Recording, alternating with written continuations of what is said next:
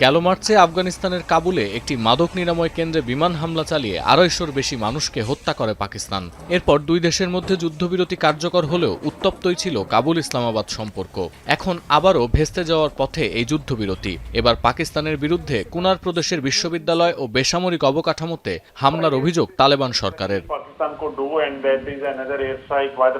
BBC বলছে, এদিন ব্যাপক বিস্ফোরণের শব্দ শুনে শহর ছেড়ে পালাতে শুরু করেন স্থানীয়রা। এ সময় আহত কয়েকজনকে স্থানীয় হাসপাতালে ভর্তি করা হয়। শিক্ষা প্রতিষ্ঠান ও বেসামরিক নাগরিকদের ওপর হামলাকে ক্ষমার অযোগ্য অপরাধ বলছে তালেবান সরকার। তালেবান মুখপাত্র জাবিউল্লাহ মুজাহিদ বিবিসিকে জানান, সোমবার কুনারের একটি বিশ্ববিদ্যালয় ও এর আশেপাশের এলাকায় রকেট, শক্তিশালী গোলাবারুদ ও বিস্ফোরক অস্ত্র ব্যবহার করে হামলা চালায় পাক সেনারা। আফগানিস্তানের শিক্ষা মন্ত্রণালয় এক বিবৃতিতে বিশ্ববিদ্যালয়ের হামলার কথা জানায়। হামলায় সৈয়দ জামাল উদ্দিন আফগানি বিশ্ববিদ্যালয়ের শিক্ষক-শিক্ষার্থী হতাহত হয়েছে। জানা গেছে, আহতদের মধ্যে বেশিরভাগই বিশ্ববিদ্যালয় শিক্ষার্থী। তবে এসব অভিযোগ প্রত্যাখ্যান করেছে পাকিস্তান। পাকিস্তানের তথ্য মন্ত্রণালয় এক্স পোস্টে জানায়, কুনার প্রদেশে হামলার বিষয়টি সম্পূর্ণ বানোয়াট, কোনো বিশ্ববিদ্যালয়ে হামলা চালায়নি ইসলামাবাদ। এই প্রচারণাকে আফগানিস্তান ও ভারতের যৌথ ষড়যন্ত্র আখ্যা দিয়েছে তারা।